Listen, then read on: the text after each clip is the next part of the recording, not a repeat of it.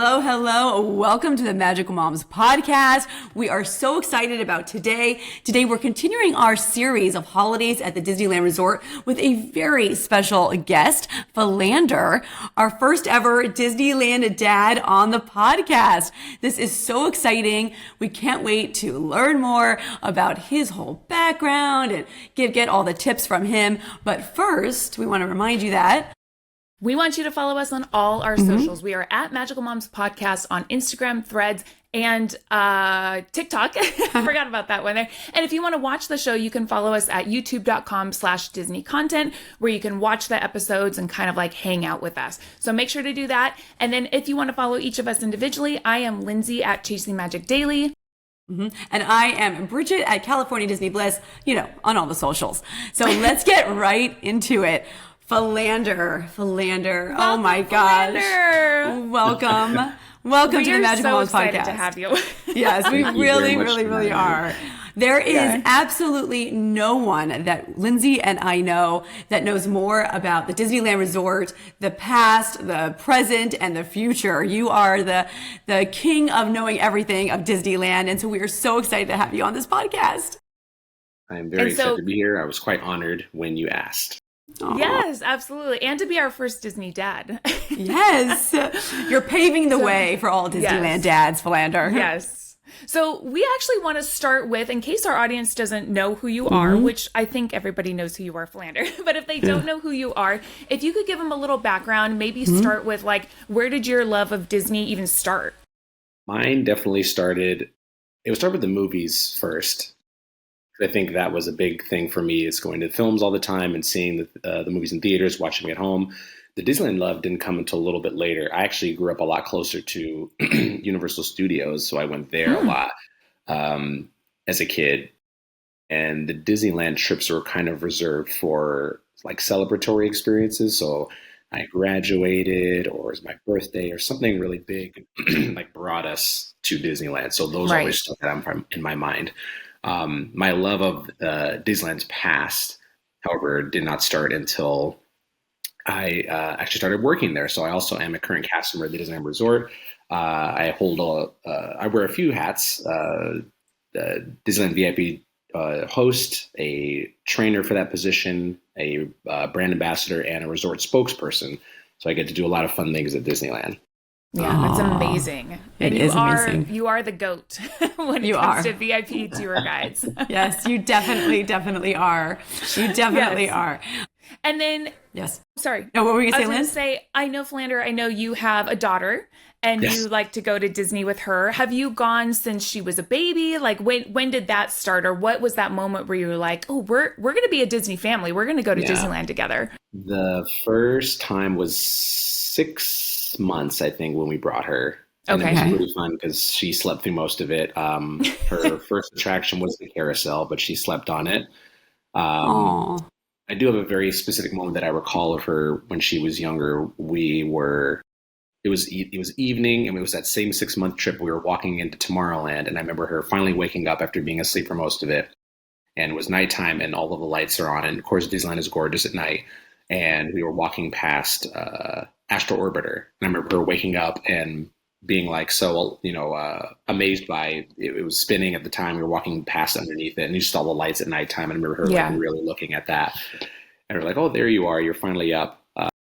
But we try to bring her often. I always kind of want to make sure that it's very special for her. So despite the fact that we were able to live as close as we do and come in often as we do, we try to make it very special. So we don't take her that often. She asks constantly, as any child would. I'm very specifically trying to hold it and make the moments count in a big way. So we were last there for her birthday in September. And then we don't have another trip planned until the end of November. So I try to space them out specifically.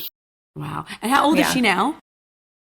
She's 9. So she's done Disney World. I know you guys have gone to a couple of Disney cruises too, right? Yeah, very Disney spoiled. Have you ever taken her to an international park or just in the States? No, we want to do that. We haven't done that yet. I've gotten a chance to do it, and we want to do that, but we wanted to wait till she was capable of the longer flights So the furthest she's gotten out is Walt Disney World, and then she's done 4 Disney cruises, and she has a 5th one coming that she does not know about yet next year. Oh my God. Which one are you going on? It's to on the Disney's first cruise ship, and then it's to Cozumel. So she does not know that's coming in February. Gosh. How exciting. It's so awesome. Exciting. Wow. Well, does she know that her dad is like the Disneyland dad? Like, does she know this about you? She occasionally will wonder if someone wants to talk to me or something. She knows what I do. The only thing that she is still not very aware of is that I will also board attractions as while being there. So I don't keep that. I keep that actually from her. But she is aware that I work there, and she is always excited that I'm associated with that. I think as any kid would be, to be honest. But I think the full extent of how much I love to engage with people and talk with people is beyond her. But occasionally she'll wonder why someone comes to talk to me, and she'll ask, do I know that person? I'll say, no, I just met them for the first time like you did. And that was it. She always finds it pretty funny. Oh, it's amazing. Well, one day she'll appreciate it. Yes, one day for sure. She'll know. Yes. So I speak for Lindsay when I say, we have both walked around the parks with you, and we have never been with anyone in the parks that literally knows about every crevice, detail, corner, letter, anything that is part of Disneyland, something about, the backstory of. So we want to make sure that everyone listening out there or watching can get know you really, really quickly. So let's do a little bit of a lightning, round of questions. Is that okay? Before we get into the holiday stuff. Okay. Lindsay, you might want to go first on this one. You ask the first question, and then we'll go back and forth. All right, Philander, favorite Disney park? It has to be Disneyland. There is a lot of affection for Tokyo, Disney Sea, which a lot of people say if they've gone to that park, but it has to be Disneyland. There is the history, the amount of detail, the charm, the fact that Walt only walked there and helped create that place. There are things there that you notice that are not at the other parks. So yeah, it has to be Disneyland. And I feel it's such a cliche answer, but it's just... No, we love it. Yeah, we love it. Okay, wait, I had to ask you, what is your response when people say that Disneyland's castle's too small?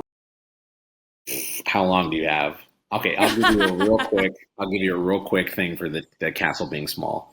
So this is a little bit of history, but it helps kind of reframe the way that people think about it. So the first joke I always say is that no one thought our castle was small until 1971, which is when Cinderella Castle came. So no one commented about its size until another one came. So I was like, it wasn't small when it first was built.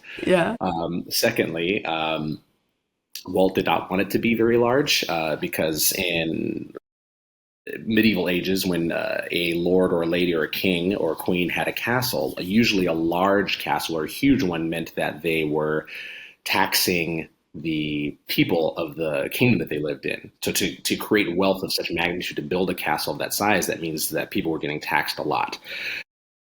Walt also did not want a large castle because usually a large castle meant that the lord, lady, king, queen was it was supposed to be domineering, something that was to intimidate, a massive castle, with a moat and drawbridge and all that. On top of that, also, Walt wanted a castle so that even though the three of us, as an example, we are not royalty, he wanted a castle that felt like you would be a part of it, like you could enter it without feeling that you didn't belong. Yes, we are not royalty, we're not kings or queens, but we wanted a castle that we could feel that we could have ownership of. And then my last fun one is that we know that Walt loved our castle because he picked it. So the joke I always tell is we don't actually know if he would like Cinderella Castle or not because he didn't choose that one. So. Oh, amazing. See everyone. See what we're talking about when we're talking about Philander. He knows everything. Oh my gosh, I love that. I love that answer. I love those answers. Thank you, Philander, for sharing that because I couldn't agree more. And that background was amazing. Okay, let's get back to these questions just real quick. What's your favorite Disney holiday? It's the holidays, so I'm happy we're talking about this. Is Christmas time. It's Yay! We'll go into why too, but yeah, it's definitely that time period. Awesome. Favorite Disney food? The one that always comes to mind quickly is churro. I think that's mine too. Yeah, the classic. The classic. Okay, now what's your favorite Disney attraction? Haunted Mansion. Okay. Haunted Mansion. Okay. Without question. That one, I actually wrote a paper on Haunted Mansion in college. Oh, gosh, how cool. Yeah, which I need to find because every time I bring it up, people will ask, can they read it? And I have to find it. I can definitely paraphrase. I could speak to it, but people are like, I want to read that. But it was so cool. How that attraction helped inspire and inspire the design of so many other things that have come after it. So there's a lot of subtlety to it that is important when it comes to Disney parks history, where it's an influence of things that people aren't aware of. So I could do a whole podcast on the Haunted Mansion. Oh my God. There we go. That's going to be an episode right there. I love that. Next Halloween. Yeah, exactly. Philander. Exactly. Okay, favorite Disney character? Disney or Pixar? Well, it's a two-part answer. Tigger is my probably the first one that comes off to mind. Also, as a child, I only hilariously liked Mickey when he was in his Sorcerer's Apprentice outfit. Oh, yes, love him in that outfit. If he didn't have that on, I didn't want to deal with it. That to me was forget him. Mickey. So I had a lot of Sorcerer Mickey apparel or plush like that when I was a kid. But he had to have that and the robe wasn't on. I didn't want to deal with it. I love that. I love that. Okay, so now this is probably a hard question. What is your favorite spot at Disneyland? Well, probably just New Orleans Square, to be honest. That whole area. That is my favorite location in Disneyland. I think it is the best land at the resort. If you break it down to its key components, like what makes up a good land, I think that land does all things that are important to a land at a Disney park better than all the other ones. Some other ones can match it, like maybe in food or in thematic detail, like that kind of stuff. But I think if you break down theming, food, entertainment, design, all of that, then that one checks off every box. Yeah. I can spend, put me at Cafe Orleans, put me on the bench, over by where the Disneyland Railroad is at. Too good. You're a happy camper. Yeah, exactly. All right. And then this last one we have for you, well, however you want to answer it. What is your Disney toxic trait or hot take? Well, because this is holiday focused one, I would completely redo all of our holiday entertainment at the resort right now. Oh. Even the Feliz Navidad in DCA? I guess specifically Disneyland. Oh, okay. Wow. It's not that there's anything necessarily wrong with it. I think we've all three talked about this in the past, where it is antiquated now. There's a charm to it, of course, because we don't make parades like that anymore or fireworks shows like that anymore. However, the longer we hold on to those things, it's harder to change. And I think that in those cases, we are, in some ways, you can just say that we are holding Disney Live Entertainment and Imagineering back from designing the next amazing thing for us. Yeah. So every year when we get the same parade and the same fireworks show, while there is a nostalgic heartbeat to those things, it's tough because I know that they've got something really great that they could come up with, but we are kind of being held back by that, and that's usually why I want change after a while, especially when it comes to entertainment. We've had so many incredible parades and things like that, and sometimes the older things are keeping us back from the new amazing thing that we are eventually going to fall in love with, similar to Paint the Night. If we could still have the electrical parade, but then there'd be no Paint the Night or anything else. So you have to allow them to create the next thing, and we've had them for decades now. So I think it's time. Just Disneyland, California Adventure is constantly getting new stuff, which is great. But Disneyland is holding on to those. I love that. You have to close the door to open up a new one. And I would love to see a new holiday fireworks show. I really would. I would really love that. It's actually my least favorite fireworks show. Same. Yeah. Same. Yeah. I really only watch it so that I can see the snowfall. Yep. At the there's end. that. That's really why we watch that show now. But yeah, that's great. Well, good. I love learning more about you, Philander. You have so many facets of this interesting thing. So I love learning more about you. But let's get into the Disneyland Resort holiday talk, because it is coming so quickly, where it's like, we're in the middle of this. It's just going to be amazing season. I'm so excited. So so let's just start with really quickly, going back to like the Disneyland holiday season. What is your favorite park holiday tradition to do with your family, and kind of like your Disney dad hack tips with that? Usually for me, it's always entertainment based for that time.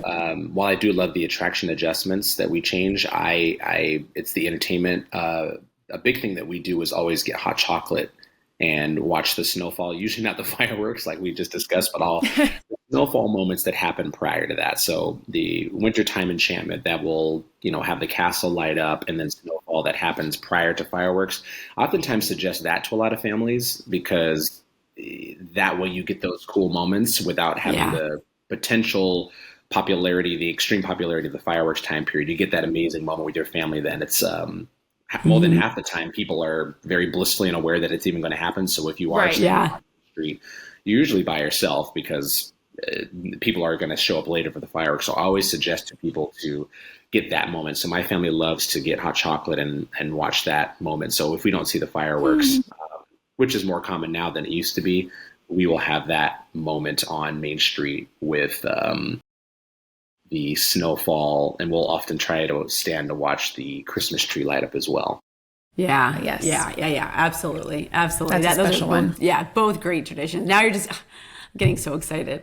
Yeah, really. I know the parade is a big deal, of course, and the fireworks are a big deal to people, but it's the things like It's a Small World, the lights coming on that for the first time, the tree getting lit, the snow in the castle getting lit, like the things that you don't have to line up for, that give you that feeling of the holiday season at Disneyland, as opposed to the parade. While beautiful and wonderful, it is, it can take a lot of time out of your day, and there is sometimes rigors to that. How much time am I going to commit to it? Where do I sit? When the other things that we just discussed are far easier to engage with without having to commit so much of your time to. Absolutely. That is so true. I couldn't agree. True. Could not agree more. More.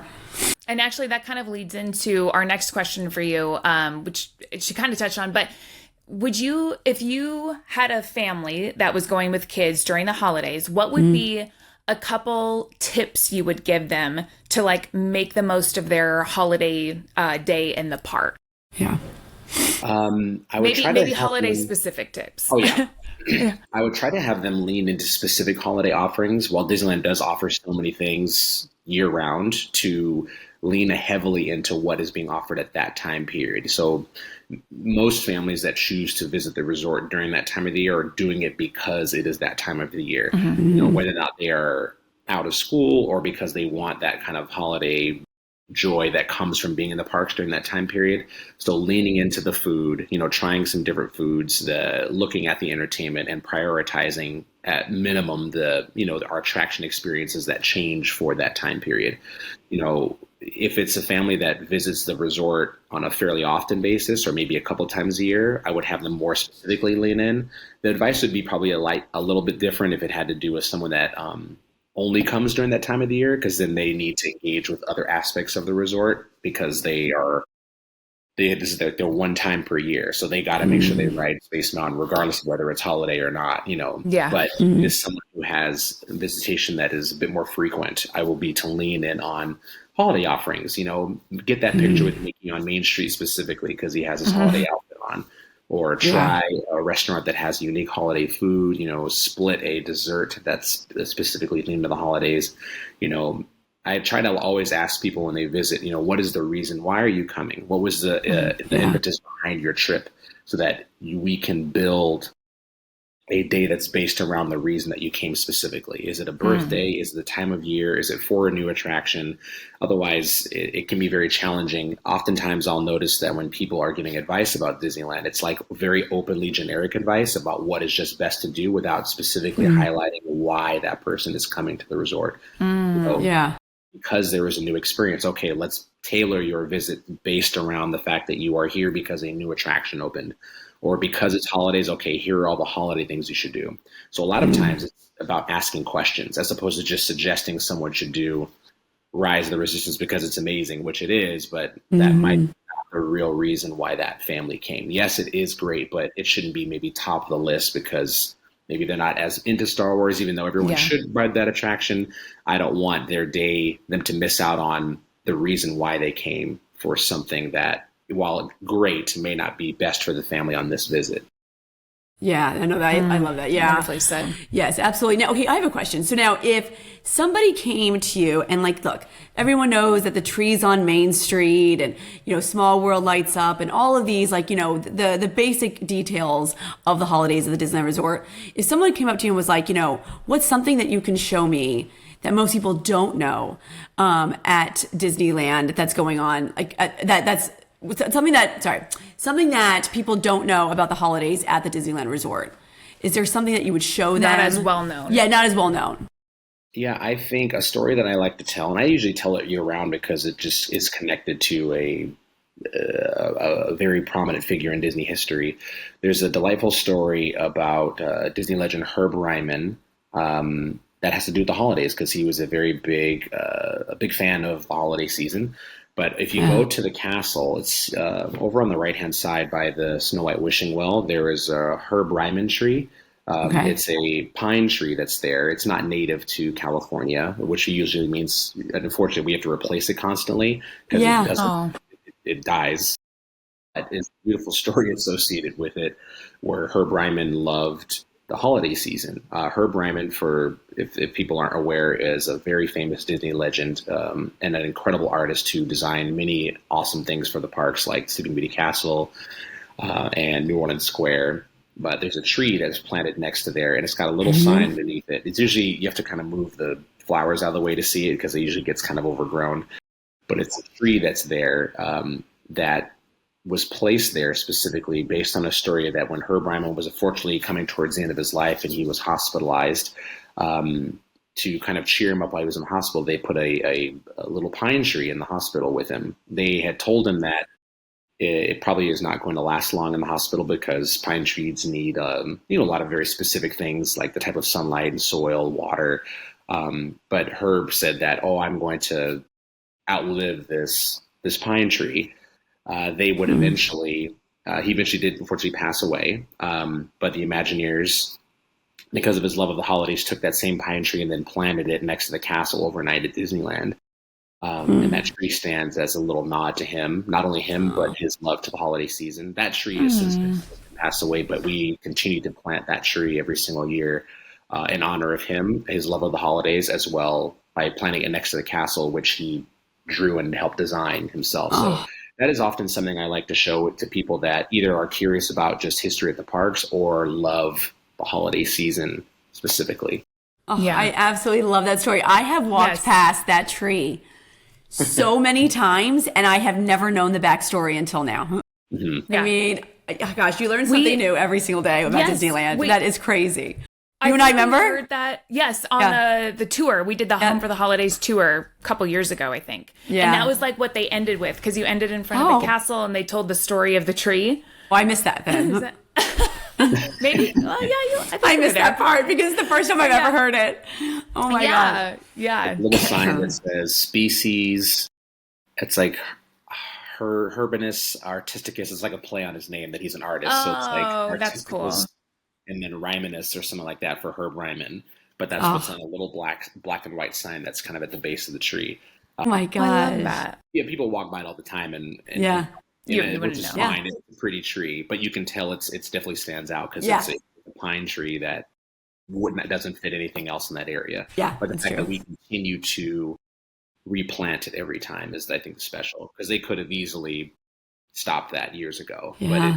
it's specific that we continue to put it there, and it's moved, like it's shifted, forward, backward, left, right in that space by the wishing well, depending on where they can put it or what feels great for horticulture at the time when they put the new one there. But I love that it's there all the time, so I like to share that for fans of the holidays and then just Disney history fans in general. Yeah.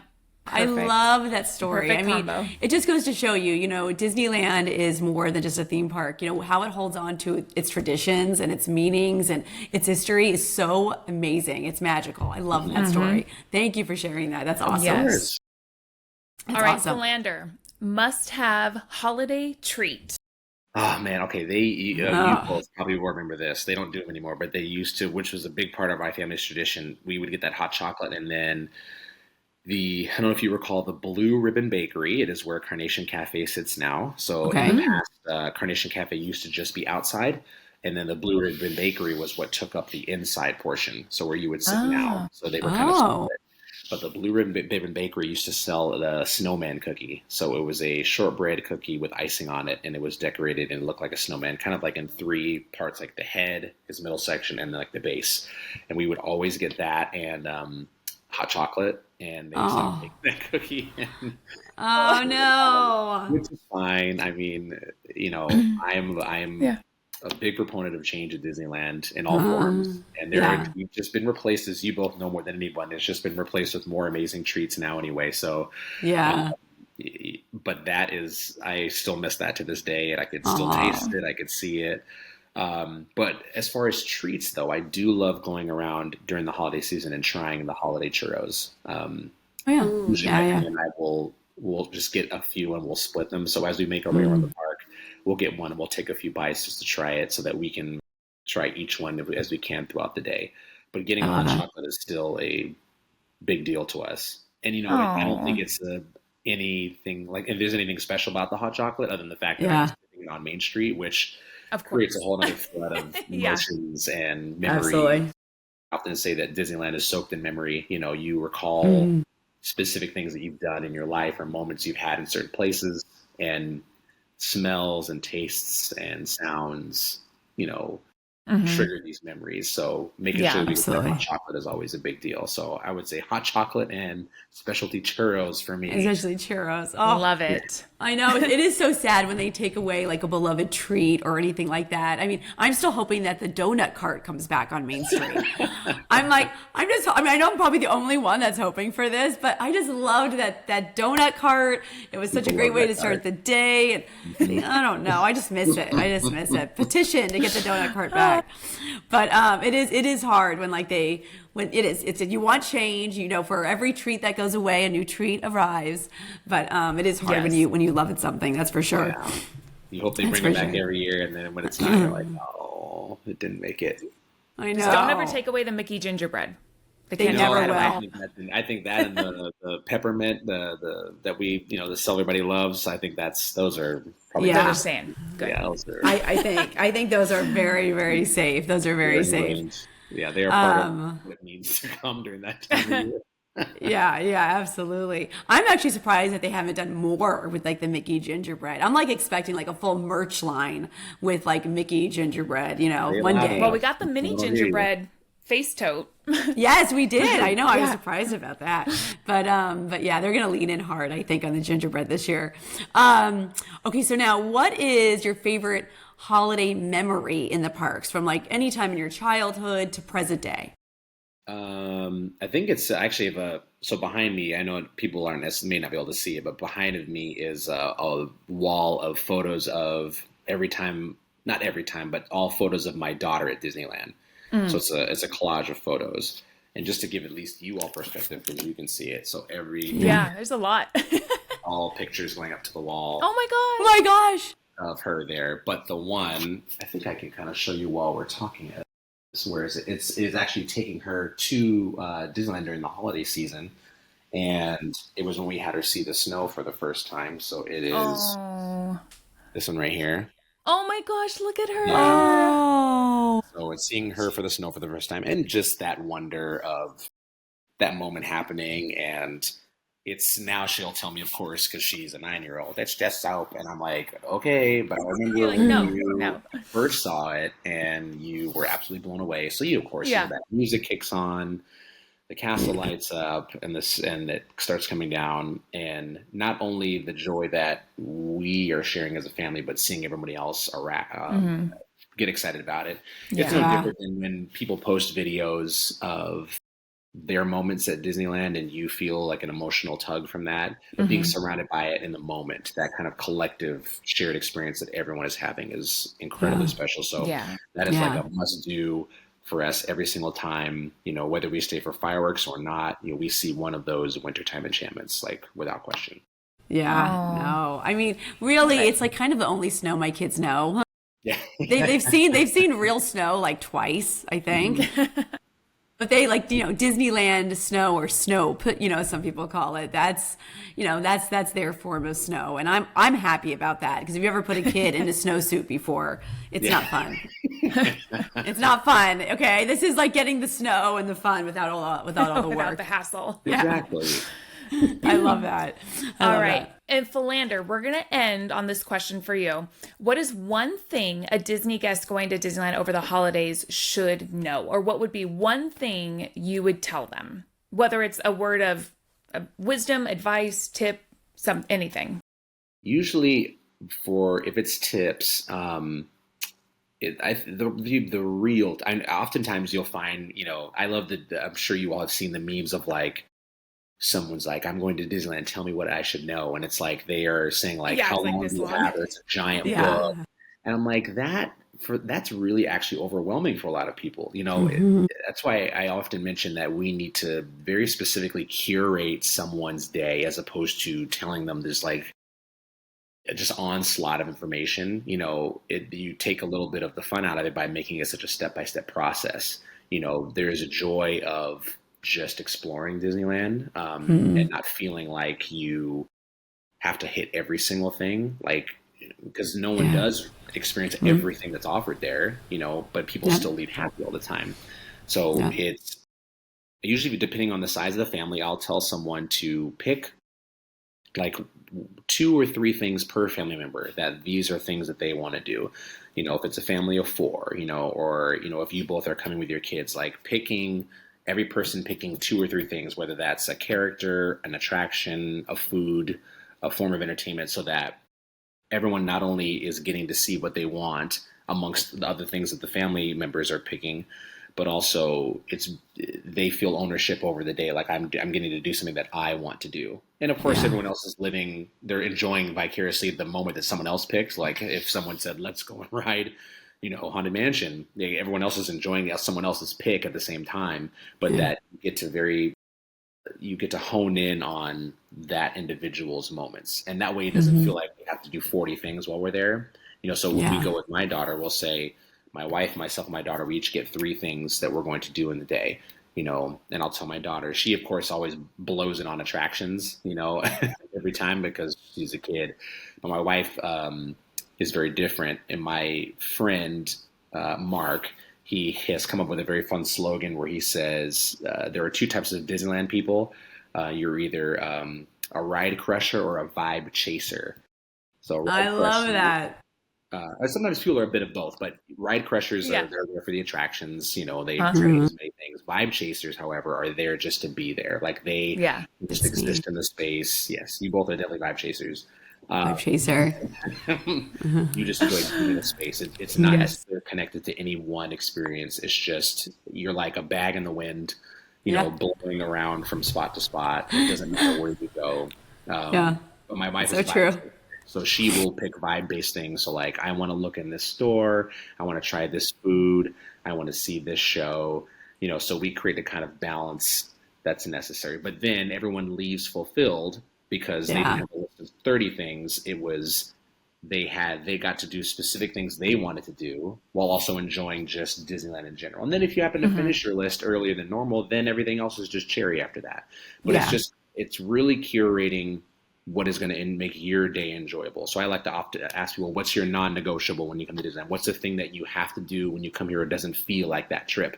Maybe that's getting a churro. Maybe it's riding Space Mountain. Maybe it's getting popcorn, like it's different for everybody, but to hone in on those things so it doesn't feel like we're just running the wheels, right? Like we're going on Pirates because we always go on Pirates. Like it's great. I'm nothing against Pirates of the Caribbean, but you always do that. So why don't we try to hone in, or maybe that is your one thing, Also, I tell people to spend time on Main Street. My final thing also is because you don't have to tell Bridget twice. That's all I need to go. So the only place I need to go to at Disneyland is Main Street. And specifically because that is the only time we change the music on Main Street is during the holiday season. The only time. Yeah, Fun we don't fact. change it for any other time of the year. It is always that Christmas loop that they do.